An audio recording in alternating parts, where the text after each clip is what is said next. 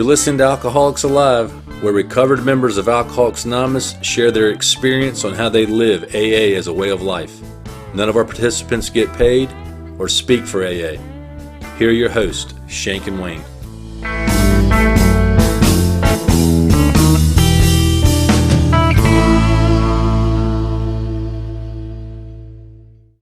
So Shank, the shrapnel that we had last week with JC. Yep. Push. Yeah. Pray until something happens.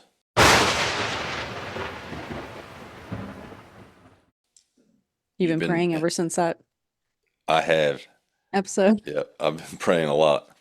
Yeah. Proud of you. Have you demonstrated it or tried it any? I've been trying it.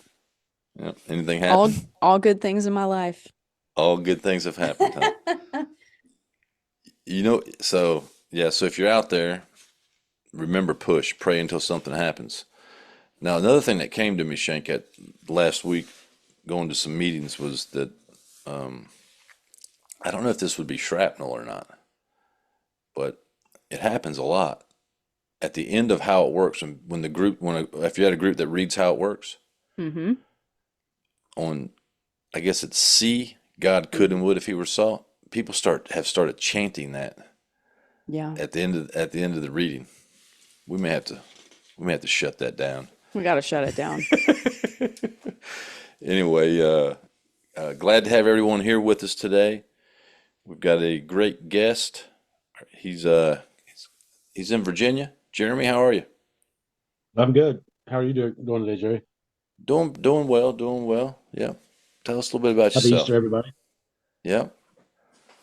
Well, I'm Jeremy. I'm alcoholic, and I took my last drink September 17th of 2000. I have a sponsor. I have a home group. I sponsor guys in Alcoholics Anonymous. I do service work, commitment in my home group, and I have a commitment taking a meeting into a correctional facility every Monday. And I didn't plan on taking my last drink that day. I didn't wake up one day and make the decision to come into Alcoholics Anonymous.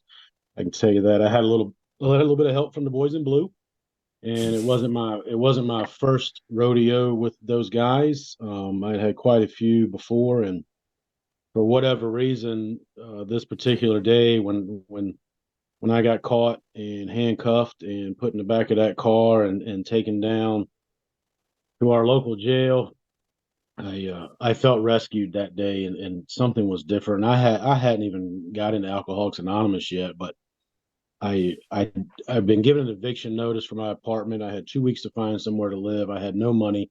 I had nobody that would allow me to spend one night on their couch, and my parents were done with me and wouldn't help me anymore. And I knew with my record this time I was going to be in there for a little while, and I was okay with that. And I knew because I needed that time to come up with another plan for my life. Not that any of my plans before had ever worked, but this time was going to be different, of course.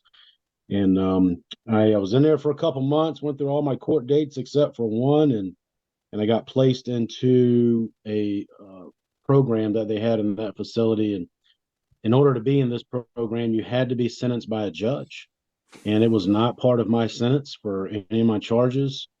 They took a bunch of us out of Gen Pop one night and put us down in the cell block. The next day, a counselor came in and had a stack of folders and sat down on the table and went through those folders, and every folder had somebody's name on it. He called everybody out one by one. He got through all the folders. He looked around. He looked at me. He said, "I don't have a folder for you. Who are you?" And I told him my name. He said, "I got one spot left. You want to stay or you want to go?" And I said, "Well, I think I'll stay because I think I have a problem." And that began my journey in recovery in Alcoholics Anonymous. And I spent the next 14 months of my incarceration in that program and got introduced to AA a little bit, the steps and the literature. And the counselor that I had in my pod, he was a 20+ year member of Alcoholics Anonymous, and kind of gave us a little bit of what AA was, walking that fine line of being a counselor and doing his job and trying not to mix the two up. And he did a pretty good job of that, And anyway, that was my introduction to AA. And one of the recommendations to me in there was to go to a meeting the very first day that I got out. And I followed that suggestion. My mother allowed me to live with her, provided I stay sober. And she picked me up that morning. It was February 25th of 2002. And I went to her house. Very first thing I did was walk in and I picked up the phone and I called a member of Alcoholics Anonymous. And it was a gentleman that was in that same cell block with me that had been out for quite a few months and was going to AA and staying sober. And I knew that he understood. And I called him, and he and his wife picked me up that night and took me to a meeting. And I went to a meeting every day for a long time after that. And the rest is history. Fast forward, and here I am sitting here on Easter morning, and I got my son's artwork behind me, and it's a long way from the artwork that was inside those concrete walls. Yeah. Mm. I wonder, thanks for that, Jeremy. I wonder how many people the boys in blue have helped get sober. Uh-huh. Probably more than we would think. Yeah, they might be some of our best 12 steppers They indirectly. could be. Him and the man in the black robe. That's right. Yes, that's right. Yeah, don't forget the man in the black robe. All right. Well, Jeremy, thanks for that intro. Shank, what's our topic today? Our topic today is free on the inside, which if you're a longtime listener of this podcast, this is my favorite topic. The book that we are referencing is Free on the Inside, Stories of AA Recovery in Prison. And here is, to my knowledge, the most updated blurb about the book. It says, powerful stories by sober members who have experienced AA in prison. Chapters include finding AA in prison, staying sober inside, women helping one another, working the 12 steps, sponsorship, and carrying the AA message into prisons. Pretty interesting there. I think they've just rewritten that description recently. They very well could have. Yeah. Adjusted those chapters, if you will. Yeah. If they follow their normal track, they're going to have to take the word women out of there because I mean, it's gonna... So my first question is, you briefly discussed it a little bit, Jeremy, but how did you find Alcoholics Anonymous while being incarcerated? And was there anyone willing to sponsor you? Finding AA in there is, like I said, I got placed in that program, and what that program was it was more of a substance abuse program where they teach you the I guess the educational stuff about addiction and alcoholism. And we did therapeutic communities every morning at 8 o'clock when the counselor came in. And like I said, he was a member of Alcoholics Anonymous, so he knew how to throw in a little bit of that language and kind of guide us a little bit and get us to take a look at the steps and how they apply in our life, and we're sharing in there. And then we did our own meetings on the weekend, which, you get a bunch of people together that don't really know anything about AA and try to have an AA meeting. It can get a little crazy, but we had volunteers that brought a meeting into us every Thursday, once a week. And those volunteers rotated, and they came in and they brought us Alcoholics Anonymous. And I remember just, immediately being hooked, listening to those guys. And I don't know, there was something different in me. There was a shift in me when I went into that program, and I started reading the literature in there in the big book in 12 and 12. And they had old grapevines. I read all the grapevines. Heck, I even read AA Comes of Age while I was in there. Came to Believe, Living Sober, I had a Daily Reflections book. Wow. And I literally just dove right in. And the guy, as far as sponsorship goes, there was guys that we could submit to and a form we could fill out to write out to get an outside sponsor. I was one of those guys that thought that I didn't need it while I was in there because there wasn't anything I could do. And again, I didn't really have a really, really good grasp, understanding of sponsorship. But so I did not get a sponsor while I was in there, but I got one very shortly after I was out, within a matter of 2 to 3 weeks.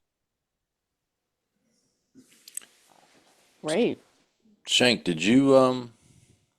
how'd you find prison or AA in prison? I guess you're a little unique in that you went to AA before you got locked up, huh?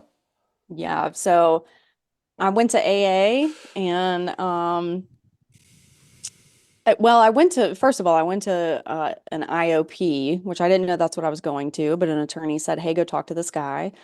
He sent me to 30 days inpatient treatment, where, similar to you, one of the counselors there was a member of AA, and she was very good at her job and separating it. She didn't speak in the AA meetings that they took us to. And I didn't know that she was an AA member till the day I was leaving, and she called someone that she knew who became my sponsor. And anyway, so I was in AA in Raleigh before going to prison for 2 months. I'd been sober for 3. And all of these women, I didn't get honest for a while about the fact that I was going to prison because I didn't know for how long, and I just wanted to go ahead and get it over with. I was not trying to see a different judge. I was not interested in any of that. Like, please just let me start it now. And when I finally did get honest, I was introduced to women that took meetings into the facilities. And, I know that they told me how to find AA in there, that I could write, I could do all of these things. But at that time, the prison was crowded. So I had to stay in processing for, I think, like 9 weeks, which you're not allowed to do anything in the women's prison when you're processing except sit in where you're processing. So I didn't have a book. I tried to write down what I could remember the steps being, maybe part of how it works. I wish I had kept that because it was definitely incorrect, but it was the best that I could remember. And I met a couple of ladies who had experience in AA. So we would have our own little meetings. To your point, they probably were not that good. But I was trying to help people, and a lot of times when in my home group, when we're talking about step 3, it just comes back to me. I did a step 3 with a girl who told me she had like a year of sobriety, and I thought that was incredible. I'm like, God has placed her here in prison at the same time as me in this same processing where we're stuck here for so long. And I did a 3rd step with her and started a 4th step. And then I found out that she had boofed meth into the jail before getting to prison and that she wasn't really sober. And I was so upset. Like, here I've done this spiritual 3rd step with someone and she was lying, and like, how dare she? Just typical newcomer stuff probably. And I just remember when I was finally able to talk to my sponsor or someone from my home group, they were like, so what? Like, did you mean it when you said it? Great. Like, just work on your 4th step. So fortunately for me, I did have contact with a home group and other people who would write to me, who would come and visit me in a maximum security prison.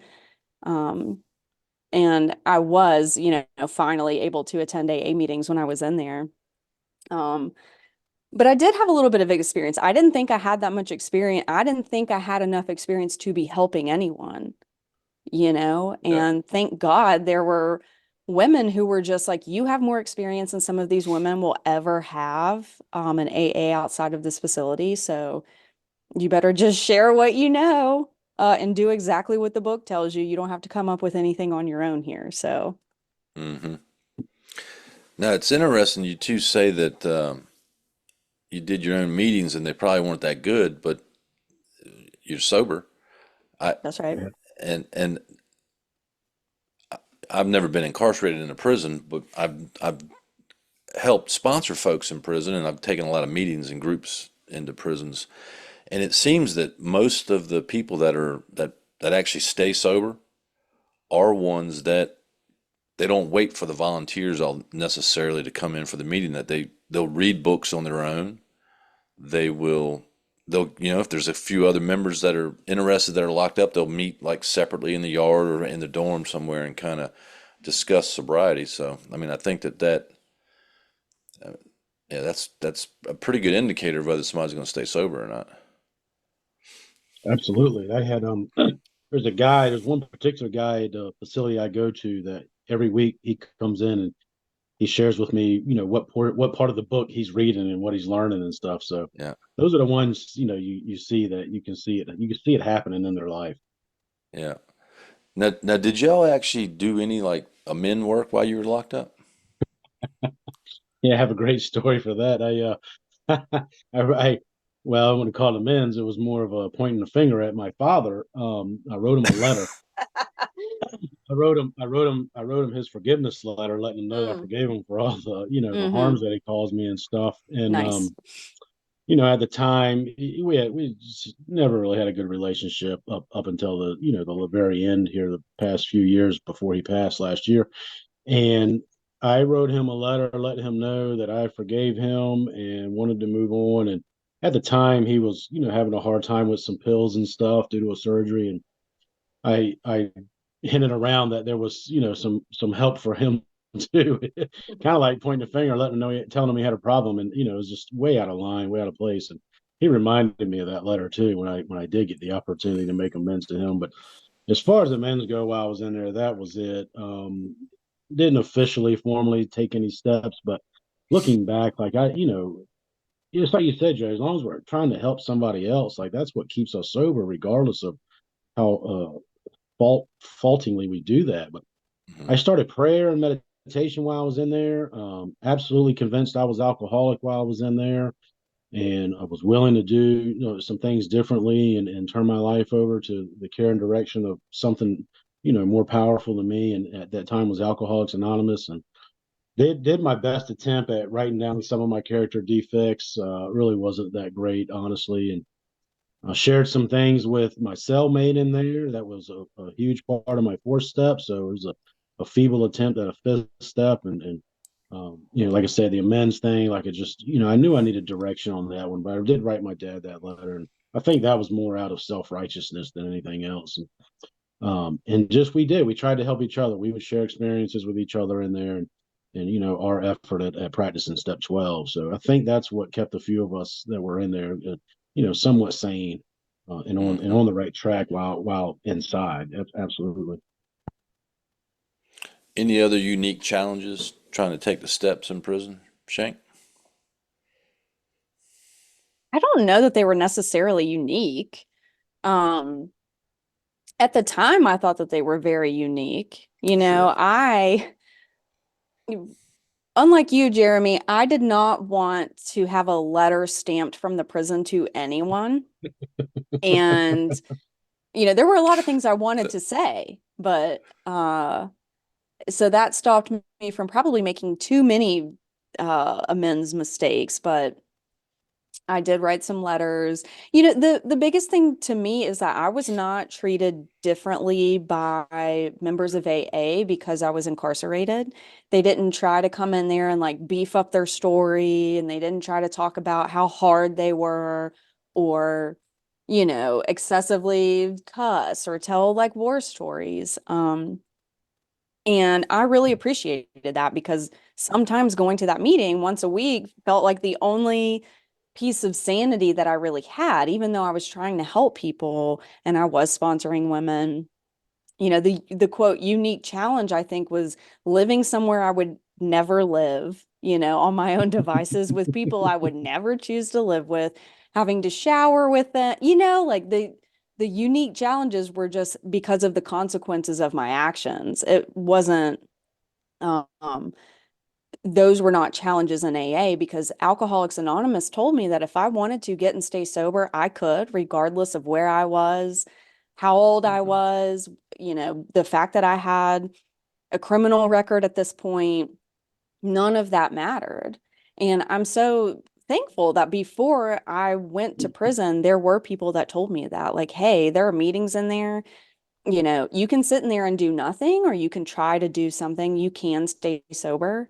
And, that was my experience. Now, of course, sometimes if there will be a group of us meeting on the yard, you may be told to break it up. Like, what are you doing? Oh, we're just like trying to talk about AA. Yeah, right. Scram, like you can't stand in a group of 10 people. Something weird is going on here. And, but I never really let any of those things hurt my feelings or be like, oh, you're not allowing me to get sober. Because something else that I learned while I was incarcerated is, people in general will use anything as a shield to do bad behavior, to do whatever the heck they want to do.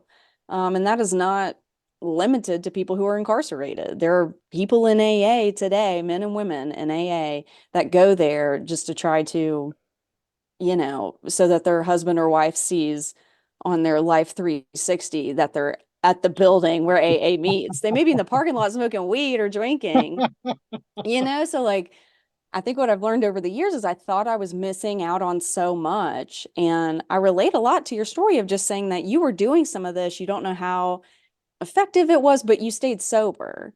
And so over the last several years, I just take a look at the time I was incarcerated. And even though it doesn't look the way that I stay sober today necessarily, I'm still doing all of the same things. I'm just trying to read the book with someone, trying to help someone else, doing my best at the time. I can look back on it and be like, I mean, I didn't really try that hard, but I was doing the best that I could at the time. Yeah. Well, they're both y'all have good examples of really how simple the program is and how simple spirituality is. And nowadays, I mean, I've been guilty of it. We get all technical with stuff, and everything's got to be task this, and if you didn't do it this way, then that's wrong. And both of you have examples of where just doing the best you could do, and it was more of a sincerity and a willingness in your heart that worked. I often find it, if you're out there listening and you're going to thinking about doing some correctional work, if you go into a facility, you're just an AA member and you're talking to other alcoholics. You don't have to embellish your story or try to start cussing or be hip, slick, and cool to help another alcoholic that's incarcerated. You should act just like you at your own home group, and just carry a message of hope. I don't know what to say. It's always been funny to me. I'll get people to speak sometimes at a facility that I go to, and I think I know them pretty well. And then they get in there and they in their story, they'll start telling things that I've never heard about. They'll start embellishing stories that I thought were one way. Have y'all ever had this experience? Oh yeah. Yeah. And then they'll start using language that you've never heard them, and they think they've got to do that to be cool or to come down to somebody's level or something. It's interesting to me. Just tell your story. It's very interesting. It either goes one way or the other, I think, where, my experience has been that women will either not want to go in because they're not going to listen to me. I never got in legal trouble. I never went to jail, never went to prison, da, da, da, da, da. Or it will be people that think that they are going in to save the inmates who, don't have any access to anything, and we have to save them. And also we'll bring in Bibles, or we'll reach out to their family for them, or put money on their books because they just don't have anything. And it's really challenging and frustrating. Because it took me a long time to be able to go back in. What I think is a long time. I didn't work that hard at it. Once again, I never followed up when they wouldn't let me go in. But since doing that, the facility knows my history. They know that I was incarcerated at that prison. And I'm not saying they look at me like, oh, she's still a con, but they're like, oh, if anything shady's going on in here, it's probably the one that was a con, And I tried to explain to these women hey, this is just an AA meeting that meets in a different, it meets behind bars. That's it. It's not this super, we need to make sure our hearts go out to them, and we can have drug addicts in the meeting because, oh my gosh, they don't have anything else. If you're also a drug addict, that's fine. I just think that the AA message, in my experience, either gets really watered down or is non-existent sometimes. Yeah.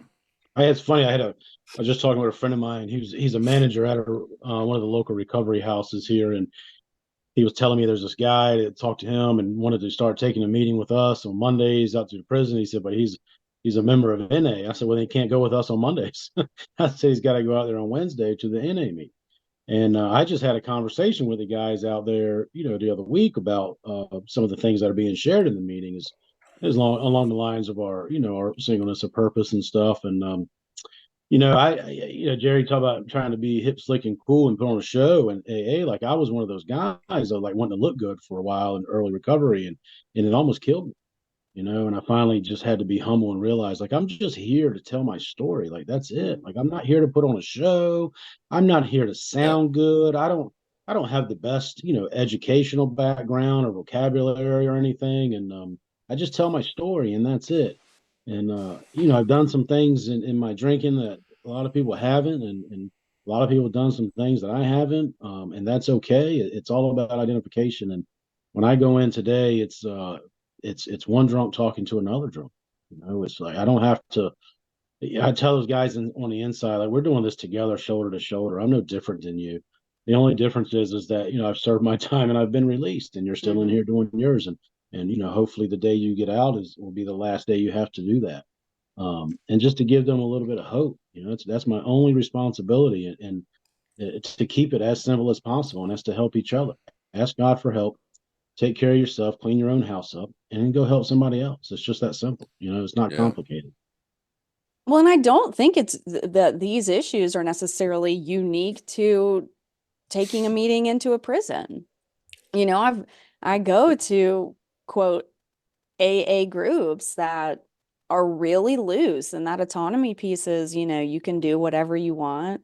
Um, so I don't have to go to those meetings, but I just don't like, and this is just my opinion and perception of what's going on, but I just don't like the prison being used as this example of like, look at all these dummies that went to prison who may need different help, extra help, or we should allow just drug addicts into the AA meeting and we should put money on their books or write to them, even if the facility asks us not to, because the poor, pitiful criminal. Like Yeah. the women that brought the meetings into me, all of those women, except one of them, are still sober today, and I see them all the time. The other one's probably still sober. She's just not a member of AA any longer. And they were just like, hey, we're not going to break the rules for you. You're an alcoholic. You're in here. You know how to break the law. Cool. A lot of us didn't get caught. Sorry about that. But like, we're just here. We're not even here to talk about that. Yeah. We had a volunteer one time that went in with me, and he started passing cigarettes. Oh. He smuggled he smuggled cigarettes in, Mm. and Oh my God. I don't know why I just thought of that, but and we actually saw it, me and the other volunteer, and we didn't let him back in Hmm. Yeah. after that. I mean, he really was on the edge. But you'll see that, like, so we also have, this one volunteer that likes to bring in these non-AA books. Luckily, the facility finally shut her down on it. But other volunteers would continue to tell her, "Hey, look, we don't; those aren't our books. We shouldn't be taking non-AA books into the facility." And she would just ignore us and just continue to do it.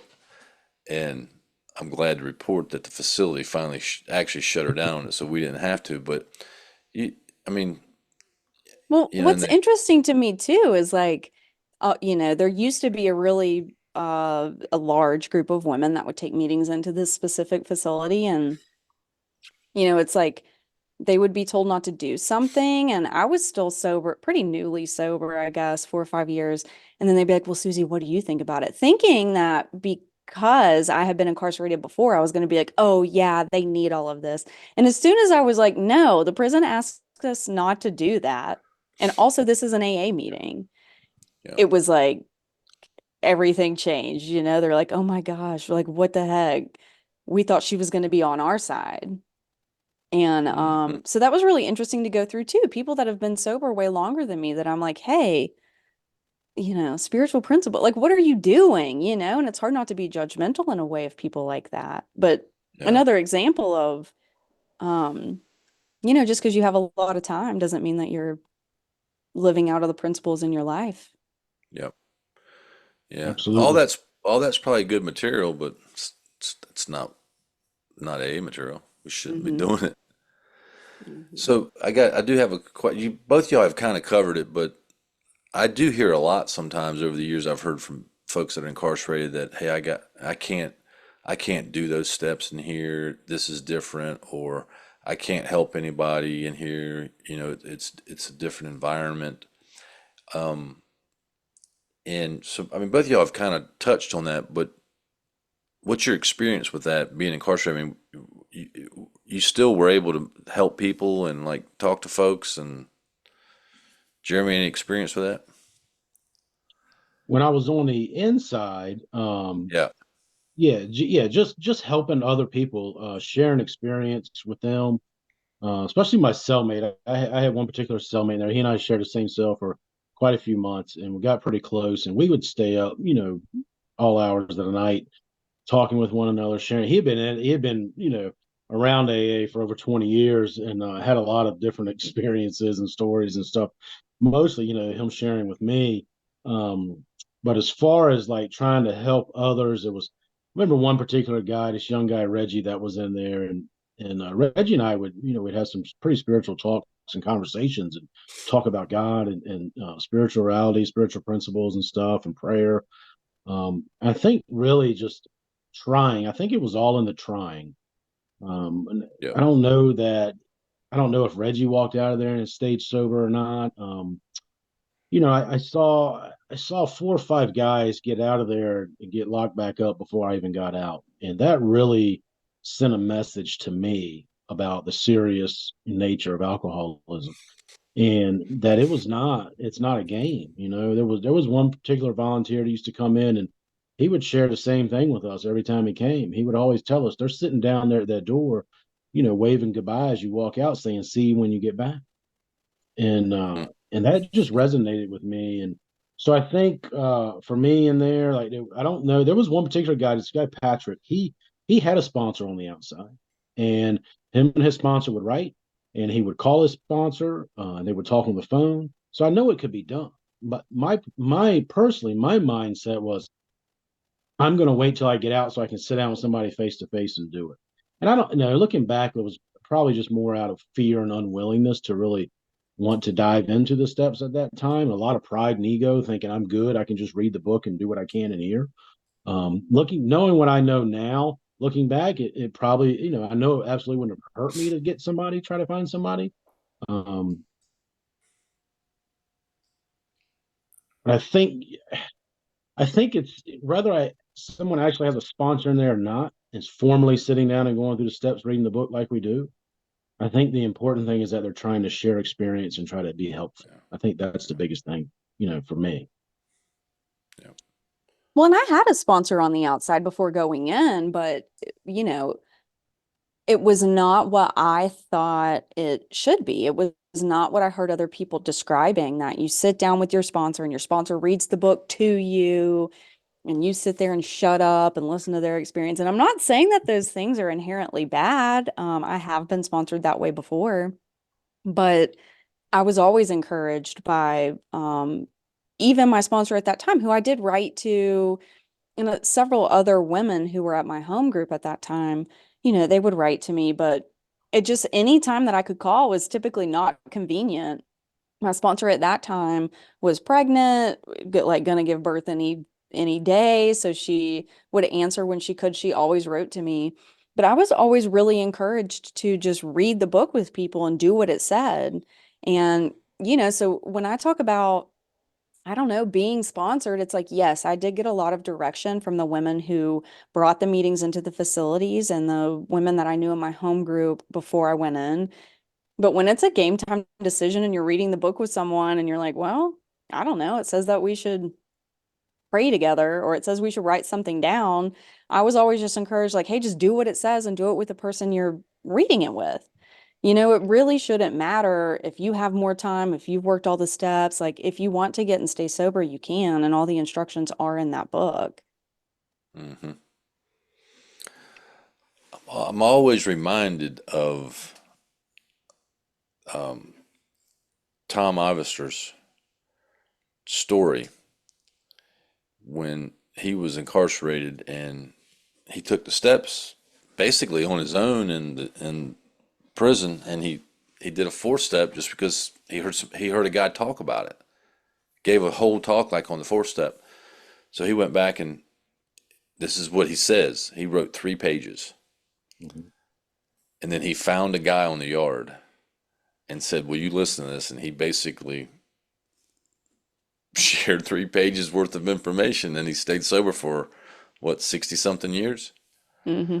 Yeah. So, Yeah, he I, says that was the most important day's work he'd ever done in his life. yeah, Mm-hmm. yeah, Well, and I was always encouraged, and I encourage the women when I go back in, it does not matter who you're telling these things to. yeah. Like, quite frankly, I didn't want to share anything I had done with anyone on the yard because prison culture is it's going to be used against you. Sure. And there were 2 women that I helped for years. I saw them go in and out, back in. They would get out for a little while, go back in. And I can assure you that those 2 women, all of the heinous crap that I told them, they didn't remember any of it. They didn't care. Yeah.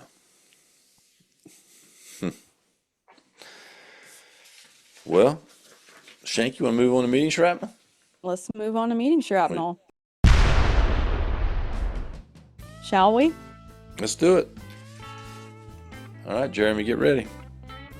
All right. All right, Jeremy, our segment of meeting shrapnel, which is our segment of lore, myth, and sayings frequently heard in AA. Our first meeting shrapnel is I'm allergic to alcohol. When I drink, I break out in handcuffs. And shackles. What do you think thought about about- that one? I honestly I think it's pretty hilarious because it really speaks to my experience. Yeah, you Yeah, did you mention know. handcuffs at the beginning of your Oh, yeah, intro. absolutely. Yeah. Absolutely. I mean, I didn't get arrested. I didn't get arrested every time I drank, but every time I got arrested, I had been drinking. And I can promise you there was a lot of days, a lot of nights where I should have been arrested. I'm allergic to alcohol. Once I drink, like something happens to me physically, and I can't control how much I'm going to drink. That's just the bottom line.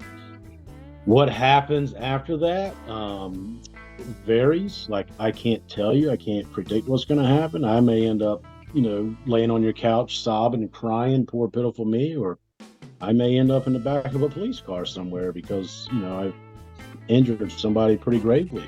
I've had both experiences and everything in between. So, I think there's a lot of things that we hear in AA that are to get some laughs. I usually when I talk, I like to introduce myself and say I got sober in a gated community. I had a lot of jewelry. I had maids and chefs that cook my food and people to do my laundry for me. And That's right. so I don't know. That was pretty funny, I guess. It is funny. I'm thinking about times where I've heard people say it. I've never actually used it. I guess the first part is Well, when I was thinking back to who I've heard say this, because I have heard it a lot. Now, I think it's typically people that haven't really served time. it could be. So they break out in handcuffs, go to jail, mom and dad get them out, and then they clean up for a little while, and then they break out in handcuffs again, and they go rehab, whatever. It's funny. I'm definitely allergic to alcohol, but I rarely broke out in handcuffs when I drank. Mm-hmm. We're don't glad know. you got sober before you had to break out in handcuffs. Yeah. Well, I've Jeremy had and some I don't know that you would have hung I've in had there. handcuffs put on me. I'm not. You would have had to keep your head shaved a little bit longer. Well, that's right. That's right. Now, I'm not a virgin to handcuffs now. Come on. Okay. I have gotten into a lot of trouble. Mm-hmm. Yeah.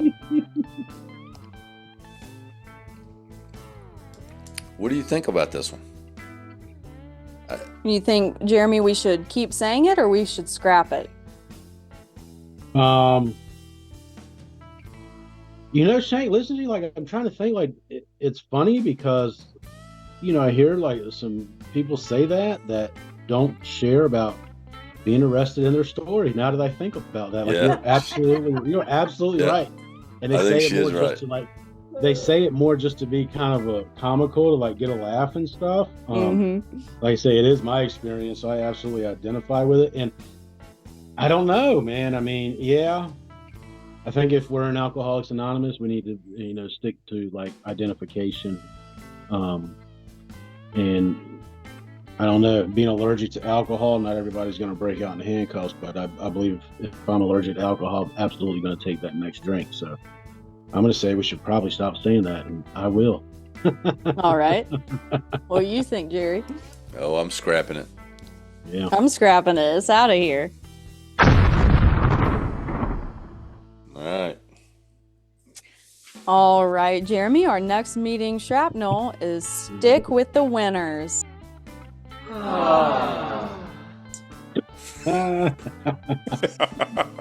That's funny, like, I don't know, when I got out, man, I got out and I went and started going to meetings.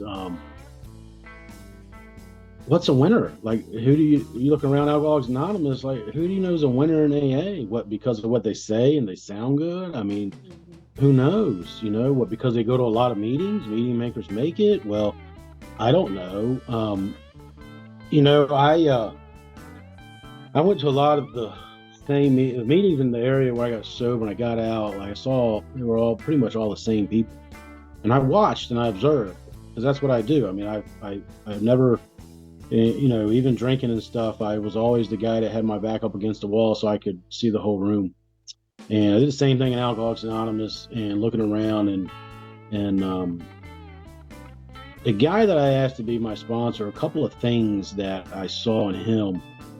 First and foremost that I recall was whenever he walked up to the meeting, everyone kind of, not everyone, but a lot of people would just kind of walk towards him as he was coming up to say hello to him. And he always had a smile on his face, and he always gave people a hug, and he always spoke to me. And when he shared in the meeting, he talked about his early days in AA and getting sober, and I always connected with that.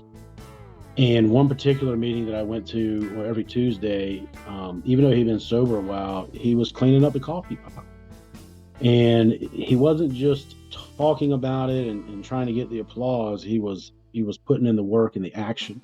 And I saw that. I picked up on some things that people shared and hung on to them when I looked around and observed. And, to me, he was someone that was practicing the principles of AA and the steps. I don't necessarily know that stick with the winners is such a good saying, especially for new people, because we don't know who winners are. Like, I mean, I can lie and manipulate and make myself look good to anybody, regardless of how long I've been sober. So I'm going to say that one's getting tossed. Oh, that's a super scrap, almost. That's a super scrap almost. Yeah. Are you a winner? Me? Jay Wayne?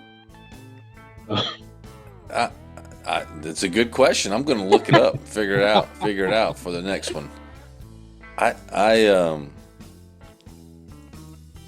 Shank, I think now I've reconsidered. I think I have actually used this one a long time ago. I know I haven't said it in years. I don't. It's like Jeremy said. What's a winner? How do you decide who is a winner? And I can tell you from experience, if you start trying to pick who you think is going to stay sober or not, you won't have a very good success rate with that.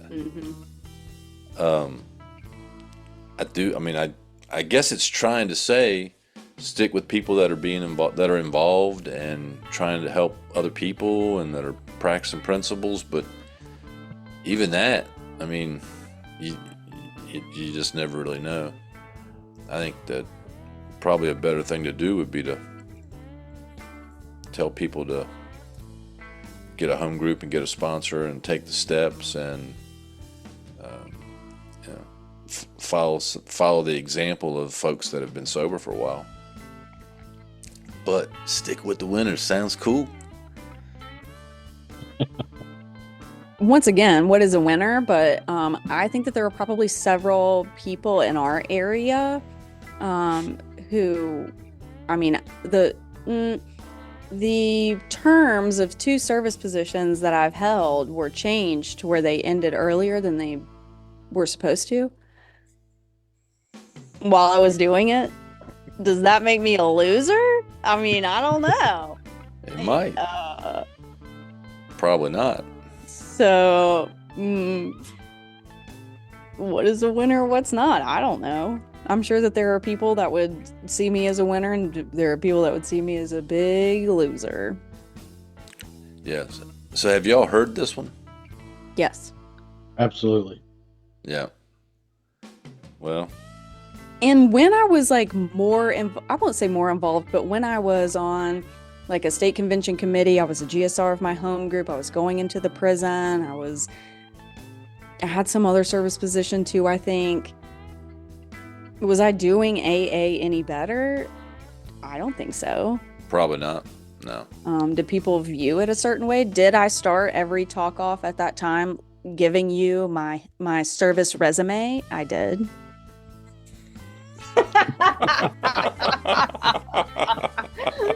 Oh my goodness. Well, I think I heard this last week somewhere. Stick with the winners. So Are you Jeremy gonna- already, He scrapped it. yeah, I'm scrapping it. Yeah, I'm scrapping it. It's out of here. All right. All right, so our third meeting shrapnel is one more link in the chain.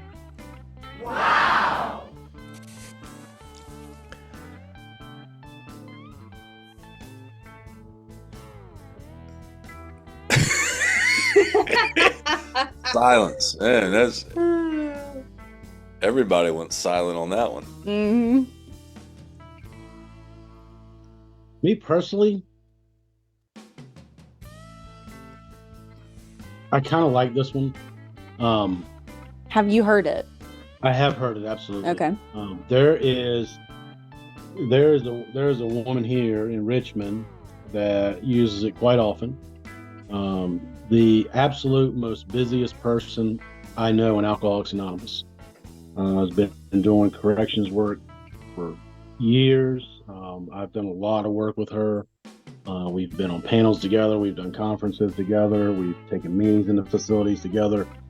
And she uses this particular saying quite a bit, just being one more link in the chain, connecting people. And I think especially when it involves like the work that we do inside of facilities, connecting those inside with those outside, being that link in the chain for them to try to make it easier. I don't know. I feel like that's I can be that link in the chain between two other alcoholics to be useful. You know what, I was gonna say I had never heard it used until this is actually got this from one of the guests from the podcast. She said it. But I believe I know who you're talking about, and I've definitely heard her speak. Maybe it's because she speaks faster than even we do Like me. here that I just Absolutely. missed it. Yeah, that's her. You know her too. But so maybe I did hear it, but I just didn't absorb it or something. Yeah. Have you heard it, Jerry, outside of our guest? I have not often, but I have heard I've heard people use it. One more link in the chain. I'm trying to figure out like what context I would actually use it in. Like when a new guy comes to the home group next week and like say, "Hey man, if you get sober, you can be one more link in the chain." No, well, I like the way that Jeremy described it. Like, hey, you're just another alcoholic. Like that, I can get on board with for sure. I think he may have sold me on it when he was describing it. I'm still praying about it, contemplating it. One more link in the chain. What do you think about it, Shank? Go ahead, Jeremy. I don't know. I don't necessarily know. Well, like in the meetings, when I came in, like, somebody not just one particular person, but the people that were there, like, approached me and welcomed me and introduced me. And my first sponsor, we went through the 12 steps, and he's from the West Coast, and he was going to move back out there to be with his family. And and we were out one day, I said, I feel like I owe you something. And he said, the only thing you owe me is to pass it on. And that was it. And I think what he was telling me was, like, I linked up with him and he carried a message to me. And it's my responsibility to link up with the next new man that walks in and carry the message to him, just like he did with me. And I don't particularly use this when I'm in a meeting or anything, other than if it has to do with corrections work, especially dealing with connecting those on the inside with those on the outside.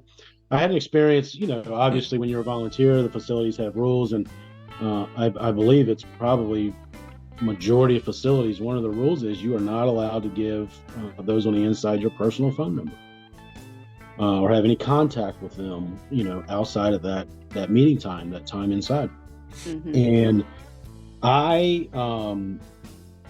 break that rule at the facility that I'm at, and I give those guys my number because they're going to be coming back to my area, and I want to be there to pick them up to get them to a meeting of Alcoholics Anonymous. And so the program director called me one day, and she said there was a complaint from one of the residents, complaining to the therapist or whatever, that the members of AA were picking guys up and taking them to get ice cream and blah blah blah. And I said, yeah, it was me.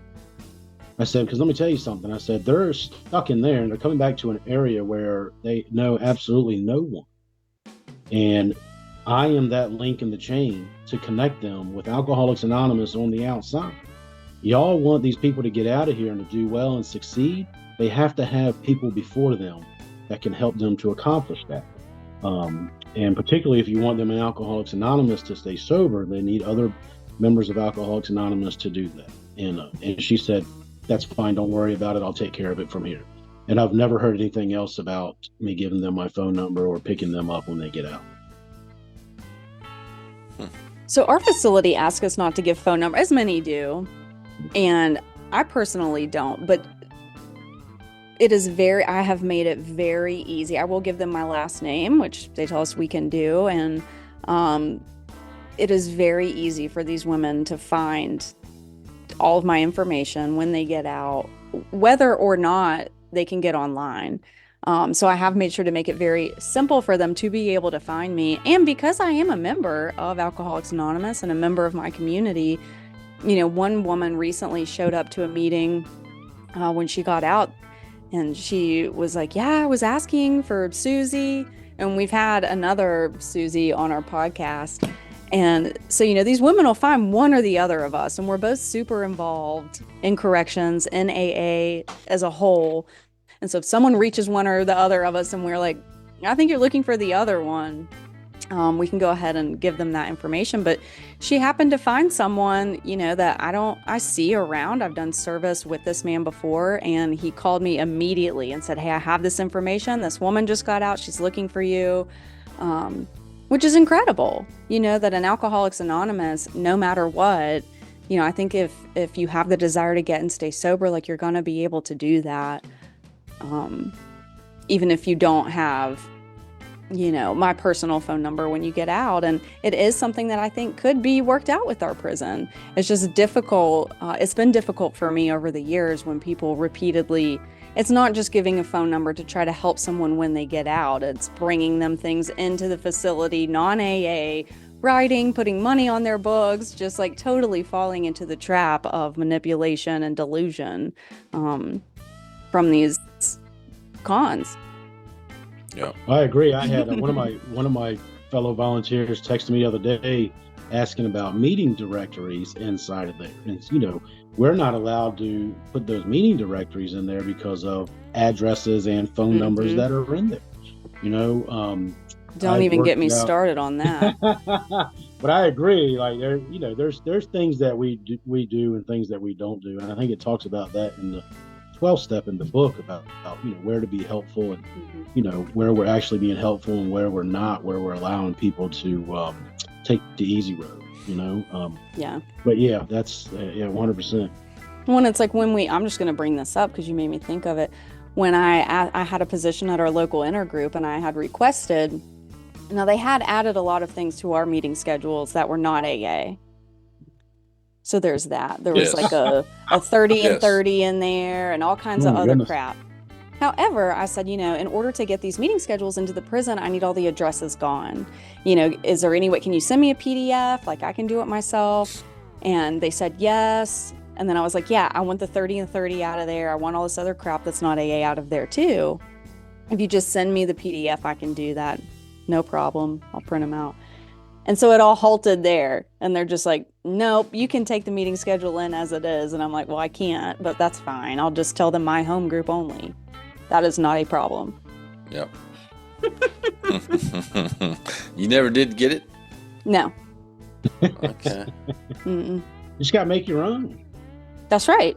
Well, that reminded me. I just wrote that down. That reminded me, like, hey, we should get back on that. We've got a local intergroup here that has a meeting directory for all the local districts. In my district, District 29, we have our own meeting directory. That's just District 29. Yeah. And it's very simple. It's a list of the meetings and where they're at and the times that they are, and all the other stuff is not in there. That comes in the meeting directory. Yeah, that's good. All right, one more link in the chain. Now, here's something that hit me. I wonder if the term chain is going to offend anybody. Well, I didn't want to say anything, but if we really want to regress bad, I mean, I could see that word triggering people. Trigger. There's one. I wasn't going to bring it up, but since you did, I am triggered. Yeah, it's triggered. That term's made shrapnel before, Jeremy. I bet. I'm sure it has. Yeah. Especially if they rewrite that sponsorship pamphlet to include folks that suffer from generational trauma. That's right. I mean, yeah. Now, what about all these other pamphlets they're getting ready to start? Don't get him started. Yeah, we just had. It's fresh in my mind because we just had our business meeting last Wednesday. Our GSR is getting ready to go to our area assembly and discuss these concerns that are coming up, and it's like, I just cringe. Yep. All right. One more link in the chain. Keeping it or scrapping it? I think y'all know where I stand. I got to keep it. Shank? I'm scrapping it. All right. It's out. I'm scrapping it. It's out of here. Sorry.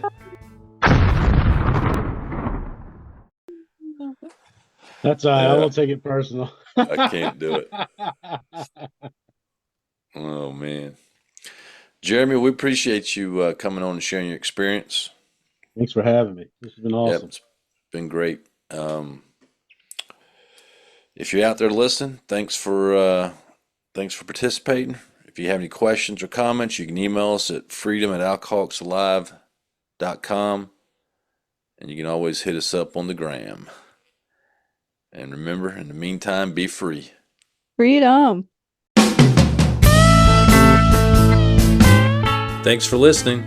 If you have a comment, suggestion, or just need help, you can email Shank and Wayne at freedom@alcoholicsalive.com. Remember, we're recovered members of Alcoholics Anonymous, but we do not speak for Alcoholics Anonymous, nor do we get paid. Join us next week for another great episode.